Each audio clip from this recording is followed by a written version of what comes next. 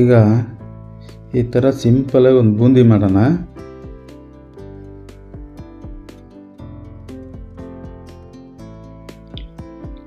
ಒಂದು 1/4 kg ಕಡಲೆ ಹಿಟ್ಟು ಹಾಕೊಳ್ಳೋಣ.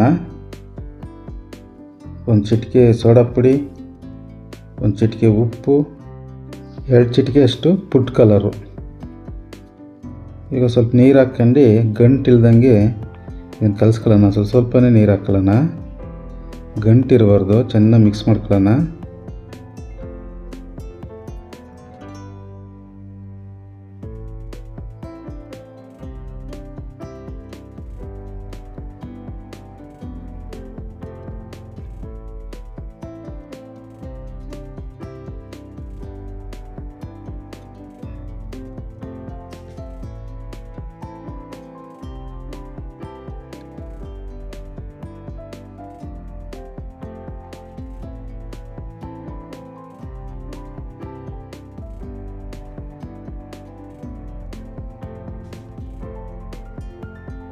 ಚೆನ್ನಾಗಿ ನೈಸಾಗಿ ಕಲಿಸ್ಕೊಬೇಕು, ಗಂಟಿರಬಾರ್ದು.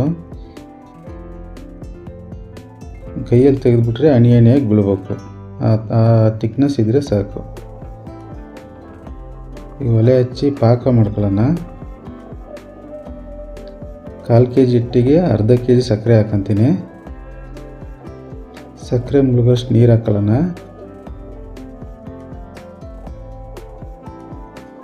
4 ಲವಂಗ, 2 ಏಲಕ್ಕಿ ಹಾಕ್ಕೊಂಡು ತಳ ಹಿಡಿದ್ಬಿಡುತ್ತೆ ಸಕ್ಕರೆ. ಇದು ಸ್ವಲ್ಪ ತಿರ್ಸ್ತಾ ಇರಬೇಕು ಸಕ್ಕರೆ ಕರಗೋ ತನಕ.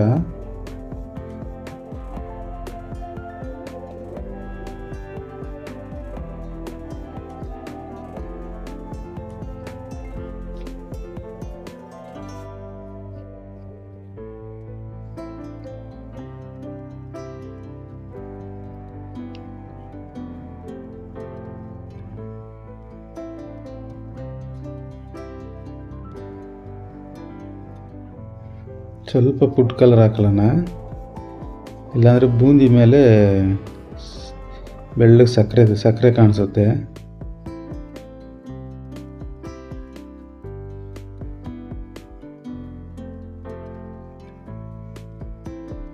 ಪಾಕ ಬಂತು. ಕೈಯಲ್ಲಿ ಹಿಡಿದ್ರೆ ಒಂದು ದಾರದ ಥರ ಬಂದು ಕಟ್ಟಾಗಬೇಕು.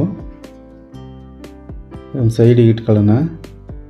ಈಗ ಒಂದು ಬಾಣಲಿ ಇಟ್ಕೊಂಡು ಒಂದು ಅರ್ಧ ಲೀಟ್ರ್ ಎಣ್ಣೆ ಹಾಕೊಳ್ಳೋಣ. ಎಣ್ಣೆ ಕಾಯಲಿ. ಎಣ್ಣೆ ಕಾದಿದ್ದು ಒಂದು ಜರಡಿ ಕರಡಿ ತಗೊಂಡು ಹಿಟ್ಟು ಹಾಕೊಂಡು ಈ ಥರ ಕಲಿಸ್ಬಿಡೋಣ. ಮೇಲೆ ಎತ್ತು ಬಿಡಬಾರ್ದು, ಬೂಂದಿ ಎಲ್ಲ ಚಪ್ಪಟೆ ಆಗ್ಬಿಡುತ್ತೆ.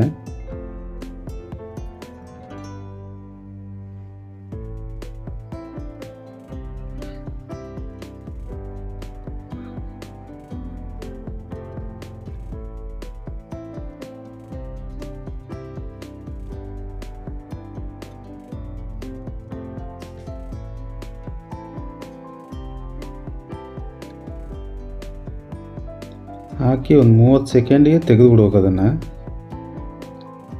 ಇಲ್ಲಾಂದರೆ ಬೂಂದಿ ಕಪ್ಪಾಗ್ಬಿಡುತ್ತೆ.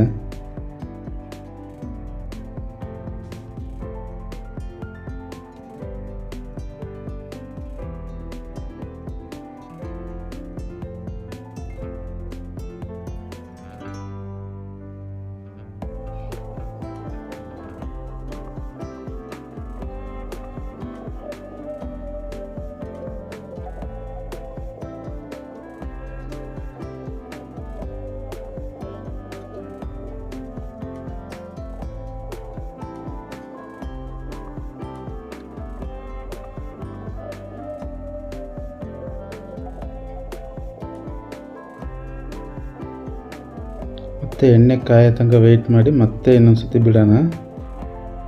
ಅದೇ ಥರ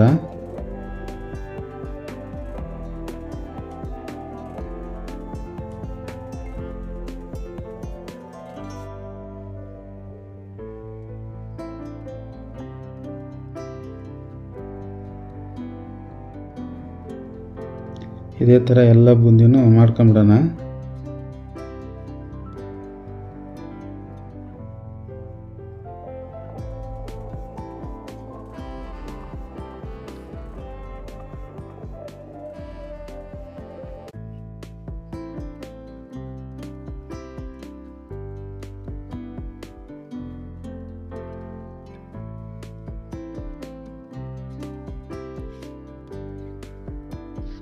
ಎಲ್ಲ ಬೂಂದಿ ರೆಡಿ ಆಯಿತು.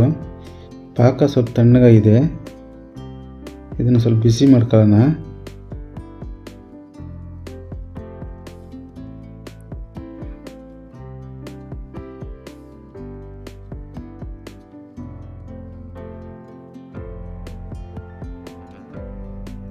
ಬಿಸಿ ಆಯಿತು. ಈ ಬೂಂದಿ ಒಳಗೆ ಪಾಕ ಹಾಕೊಳ್ಳೋಣ. ಹಾಕ್ಕೊಂಡು ಚೆನ್ನಾಗಿ ಮಿಕ್ಸ್ ಮಾಡೋಣ.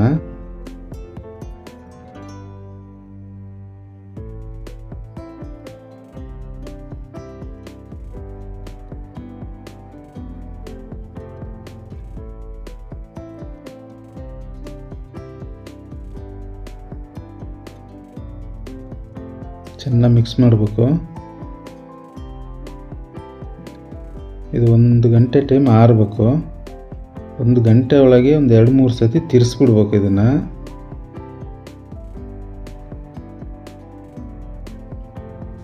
ತಿರ್ಸಿಲ್ಲ ಅಂದರೆ ಕೆಳಗಡೆ ಎಲ್ಲ ಪಾಕ ಇರುತ್ತೆ, ಮೇಲ್ಗಡೆ ಬೂಂದಿ ಪಾಕ ಹಿಡ್ದಿರಲ್ಲ ಬೂಂದಿಗೆ. ಒಂದು 2-3 ಸತಿ ತಿರ್ಸ್ಬೇಕು ಇದನ್ನು 1 ಅವರಲ್ಲಿ.